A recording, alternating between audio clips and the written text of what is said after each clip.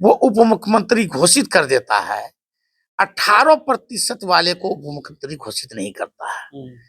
कहीं न कहीं उसको भी हिंदू समाज में एक मैसेज देना था कि हम भी मुसलमानों के प्रति सहानुभूति नहीं रखते हैं। 2015 तक जो उनकी सरकार थी, वो असल में सरकार सुशासन का कहा जाए। अभी वो थोड़ा-सा बंदिश में है। बंदिश में? हाँ, बिल्कुल है। अभी वो भाजपा के दबाव में हैं। जो लीडरशिप उनके अंदर है, सभी जातियों को लेकर के, सभी मजलूमों के लिए, उनके पास दर्द होता। आज जितने मॉब लिंचिंग हुआ है, सब पर वो चिंतित है। नमस्कार, आप बोले भारत देख रहे हैं। मैं हूं आपके साथ कमलेश। नेता प्रतिपक्ष तेजस्वी यादव को राज्य सुप्रीमो लालू प्रसाद यादव ने एक बड़ी जिम्मेवारी दे दी। हालांकि आरजेडी के इस विधानसभा चुनाव में करारी हार हुई, उसके बावजूद भी राज्य सुप्रीमो लालू प्रसाद यादव उन्हें राष्ट्रीय कार्यकारी अध्यक्ष बना दिया है। बातचीत करने के लिए हमारे साथ एआईएमआईएम के विधायक हैं मुर्शीद आलम। कैसे देख रहे हैं, एआईएमआईएम से गठबंधन नहीं किए, चुनाव में करारी हार हो गई, लालू यादव अब फिर से तेजस्वी यादव पर बड़ा जिम्मेवारी दे दिए हैं और भरोसा जताए हैं कि आप पार्टी के संगठन को और मजबूत करेंगे। सबसे पहली बात तो ये आरजेडी का समस्या है जी। और आरजेडी का आंतरिक मामला है। वो किसको राष्ट्रीय अध्यक्ष बना रहा है, किसको वो राज्य का बना रहा है, बिल्कुल। तो ये उनका मामला है। खैर वो बना दिया तो तेजस्वी यादव को इसके लिए बधाई। बाकी उसकी कार्यशैली क्या रहेगी और कितना बेहतर कर सकता है और पार्टी के उम्मीदों पर कितना खरा उतर सकता है, ये उन पर उन जिम्मेदारी है, उनको करना चाहिए। आज तक वो राष्ट्रीय अध्यक्ष नहीं थे और यहाँ के बिहार के राज्य के अध्यक्ष नहीं थे। हो सकता है वो ऐसा लगता था कि हम फ्री हैं, आज उसको जिम्मेदारी मिली है। फ्री है तेजस्वी? फ्री कैसे थे? नेता प्रतिपक्ष थे। क्या थे वो? नेता प्रतिपक्ष। पार्टी में हार हुई, हार का ठिकरा किसके सर फोड़ा गया? किसके सर? वो तो सीधे भागे भाई हम नेता प्रतिपक्ष थे, बाकी टिकट बांटे, राष्ट्रीय अध्यक्ष है, सब चीज किए, क्या हुआ नहीं हुआ, ये बातें तो कहने के लिए उनके पास था ही नहीं। अच्छा, कि हम नहीं यादव जिम्मेवार नहीं लग रहे हैं आपको? कैसे जिम्मेदार लग रहे हैं? वो तो भाई देखिए वहां पर तो आरजेडी का सीएलपी लीडर थे, बस वहां विधानसभा खत्म हुआ, जिम्मेदारी खत्म हो गई। बाकी जिम्मेदारी तो राष्ट्रीय अध्यक्ष पर हुआ और यहाँ जो राज्य के अध्यक्ष थे उस पर हुआ। हो सकता है कि किनसे ये गलती हुई। तेजस्वी यादव तो फ्री थे, इसी वजह से तो गए विदेश, 1 महीना पूरा घूम घाम के आए, एक दिन सदन में बैठे, दूसरे दिन गायब हुए, चले गए वो। तो कहीं ना कहीं उसको लगता था कि मेरी जिम्मेदारी खत्म होगी, हम जा रहे हैं। एक सवाल ये भी है कि आप एआईएमआईएम के विधायक हैं, आपके साथ गठबंधन नहीं करना भी तेजस्वी यादव को भारी पड़ा, मुसलमान भी नाराज हो गए उनसे।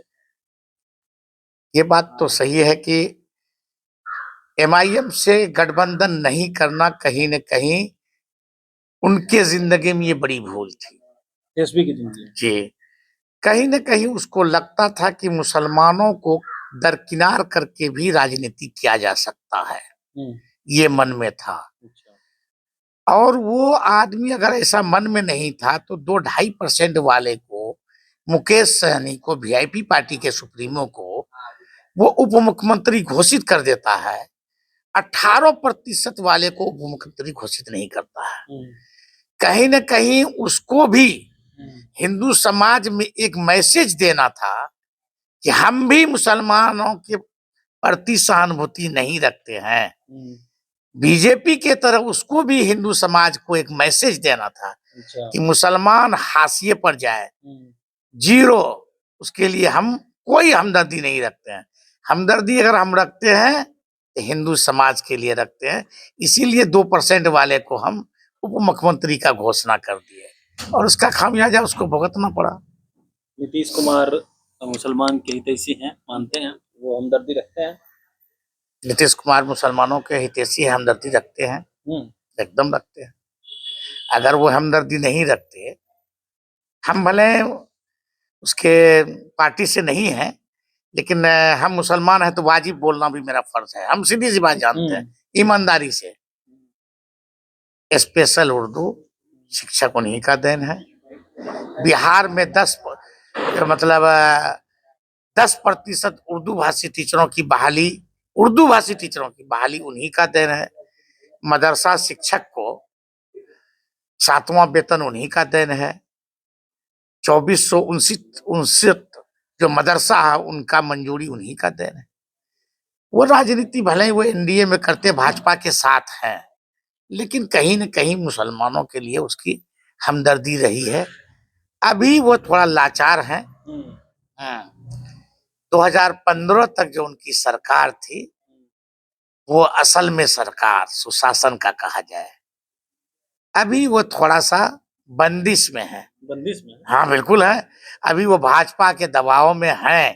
तो उस समय भी तो भाजपा के साथ थे। नहीं, उस वक़्त जो है ना, भाजपा के साथ थे वो, लेकिन उनके साथ एक था डू एंड डाई, तुम रहोगे या नहीं हो, करो मरो हम अकेले हैं, सब चीज वन मैन अच्छा, आर्मी। अभी काम कर रहे हैं कि नहीं मुसलमान के लिए नीतीश कुमार, ये बताइए। अभी हम आए हैं 2 महीना, हमको नहीं लगा है काम कर रहे हैं। अब देखेंगे फिर। देखेंगे। हाँ, लेकिन नीतीश के आप बहुत बड़े फैन हैं विधायक जी, अब बहुत तारीफ करते रहते हैं आप। तारीफ नहीं, वाजिब बोलते हैं हजरत। कई बार आपने तारीफ की है नीतीश कुमार देखिए की। एक बात बताइए, क्या मन में चल रहा मन में कुछ नहीं चल, हम एक बात लाइए, लिख हाँ। के देते हैं। है? हम एमआईएम कभी छोड़ने वाले नहीं है, और वाजिब बोलने वाले भी हैं। ये कोई सोचेगा कि कोई तीसरा आदमी भी अगर बेहतर काम करेगा, हम उसके लिए भी बेहतर बोलेंगे। इसलिए अभी बिहार के लिए वही विकल्प है, वही विकल्प है, और कुछ नहीं है। दूसरा कोई विकल्प नहीं, एक नहीं ही है, विकल्प नीतीश। ना हम लोग हमेशा देख, आज वो बीजेपी से अलग हो जाए, नो कंडीशन हम लोग समर्थन दे दें, कोई कंडीशन नहीं है, तुरंत उसको दे देंगे हम लोग समर्थन। कोई मंत्री संतरी का लालच नहीं। आप कह रहे अभी लाचार है नीतीश जी, फिर कह रहे लाचार इसलिए है कि पूर्ण बहुमत नहीं है। आज बीजेपी के साथ उनकी सरकार है, कोई जो कंक्रीट निर्णय लेने की बात होती है, फैसला लेने की बात है, तो नहीं कर पाते हैं। वो कहीं ना कहीं सहमति की जरूरत पड़ जाती है, नहीं तो वही एक नीतीश कुमार लगता है आपको बिहार के नए निर्माता हैं, वो बिहार को बनाया है?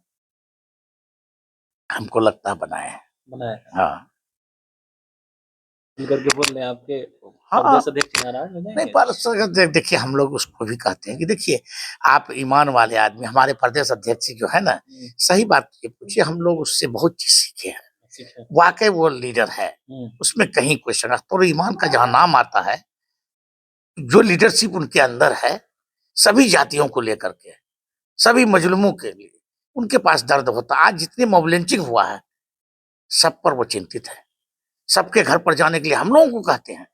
वाकई वो बिहार में जो है ना, वैसा लीडर सभी जातियों के साथ एक हमदर्दी रखने वाला मिल जाए तो कायाकल्प हो जाए। चलिए एक आखिरी सवाल ले लेते हैं। सीमांचल में लगातार जो है विकास को लेकर के चर्चाएं होती है, अभी भी सीमांचल पिछड़ा हुआ है। क्या लग रहा है इस बार आप लोग जीत करके आए फिर से और कह रहे हैं सभी एकजुट होंगे, तो इस बार विकास होगा? पिछड़ा जो चीज है इस बार सीमांचल में विकास होगा। इसलिए विकास होगा, होता है ना कि बहुत पुराने जमाने का कोई धर्रा और रस्म रिवाज पर चलने वाला लोग है, तो उस तरह से चलता था।